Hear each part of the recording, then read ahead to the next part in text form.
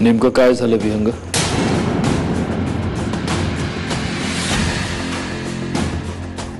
काल रात्री हायवेने कोल्हापूरला येत होतो. तिकडे दोन गुंड एका मुलीला पकडून उभे होते. सहज माझं लक्ष गेलं, बघितलं तर प्रिया होती. नशीब माझ्याकडे पिस्तूल होता.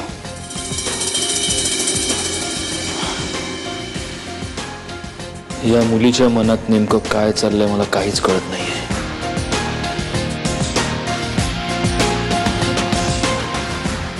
सत्यजित, तुझ्या रूमकडे बघून माझ्या काही गोष्टी लक्षात येत आहेत. प्रिया रात्री का बाहेर पडली असेल? अरे पण ही रूम तिनेच सजवली.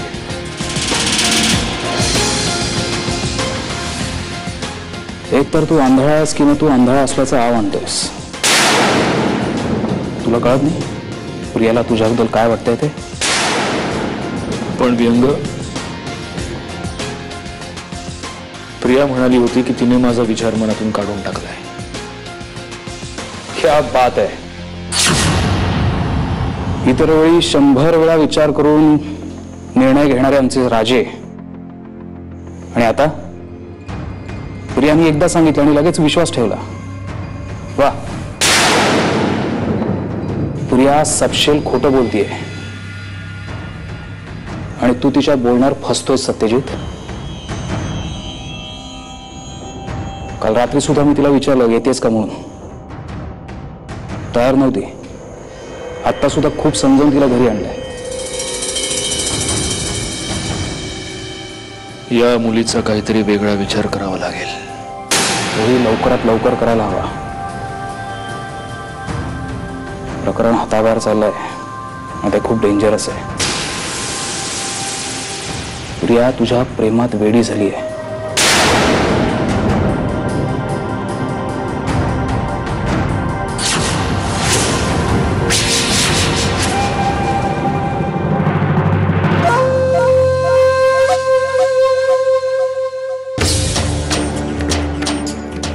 तुला विचारायचं नाही.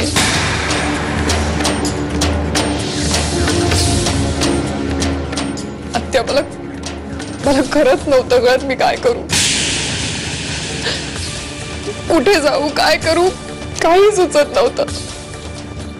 म्हणून मी घराबाहेर पडले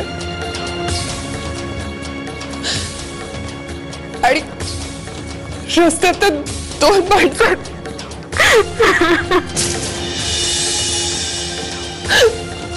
मी खरंच खूप घाबरले होते आणि मदतीला पण कोणी नव्हतं.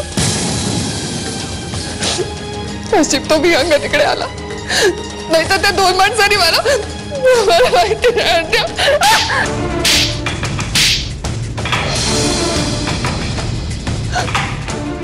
बस थांबव तुझी समधी नाटकं. शेवटचं सांगून ठेवते, इथं तुझ्याबद्दल आम्हाला किती काय वाटतं त्याची तुला काळी मात्र परवा नाही ना. स्वतःचा ठरवायचं आणि निघून जायचं. अगं कुठं जाणार होतीस तू? तुझं काय झालं असतं तर मी कोणाच्या आधारावर जगले असते ग? चुकलं माझं. चुकलं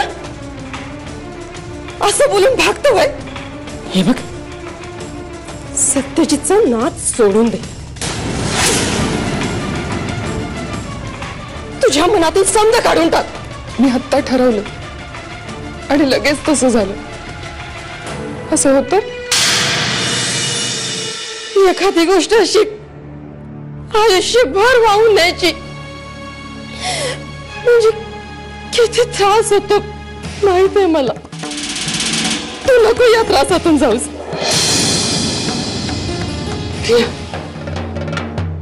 माझं आई, हे बघ, हे समज मनातून काढून टाक. अगं सत्यजित नाही आता तुझं मना. त्यानं आईला शब्द दिलाय, तो त्याचा शब्द नाही मोडणार. ये बघ, ऐक माझं, माझ्यासाठी तरी.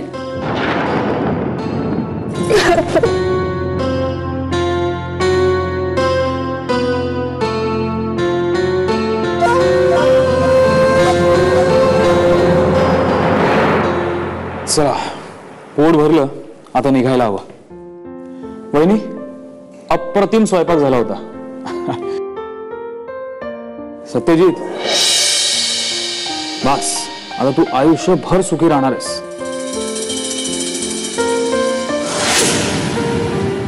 वहिनी, खरं तर पोट भरलंय पण मन भरलं नाही अजून. अरे मग बस ना. नाही काकू, खरं तर जाण्याची इच्छा नाहीये पण जायला हवं. असं वाटतंय की इथेच पथरे टाकावी. अरे मग थांब, संध्याकाळी जा निवांत. येस, हे बेस्ट आहे. व्यंग पण तसं करता येणार नाही काकू. पण आता मनात आलंय ना तुझ्या. काम खूप काम आहेत काकू.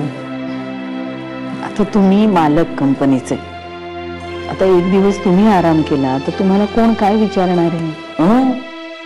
मालकांचं हे त्यांचं कुठे ऐकतात.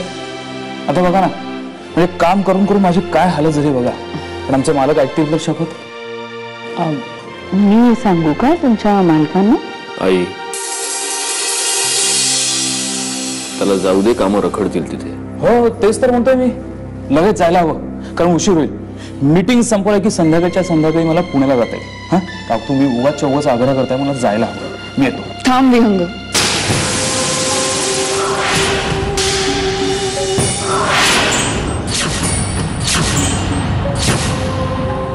मी पण येते पुण्याला तुझ्या बरोबर.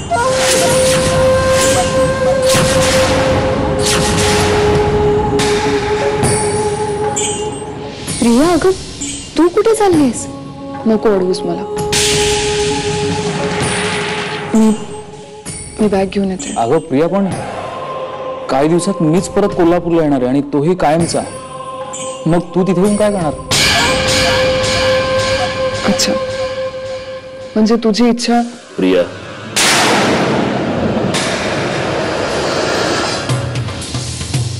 तू कुठेही जात नाहीयेस.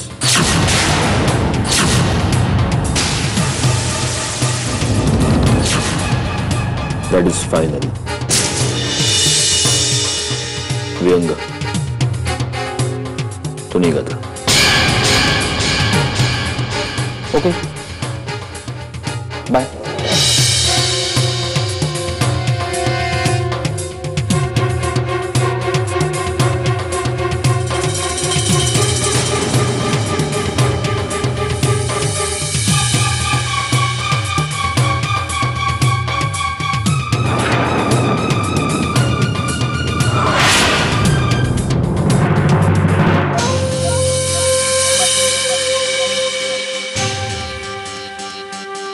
प्रिया, काय झालं नाही हे समजा, मला काय बी कळत नाही.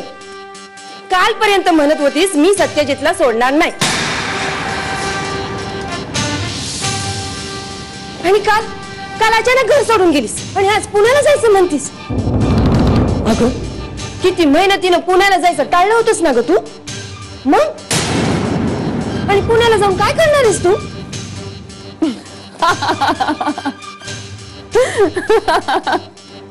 आत्या, तुला काहीच कसं कळत नाही. तुला ना येड लागले. आत्या, विचार कर, नीट विचार कर. मी फक्त पुण्याला जायचं म्हणाले आणि बॅग भरायची तयारी केली तर सत्यजितने अडवलं मला.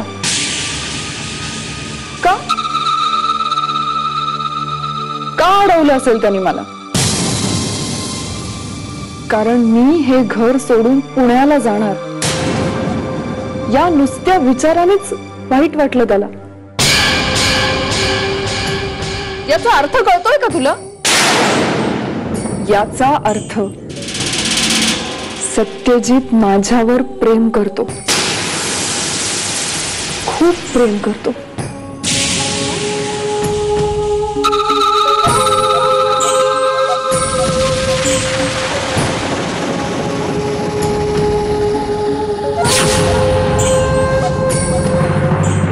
का केलंस तू असं? का थांबवलंस मला? बोल ना, का थांबवलंस?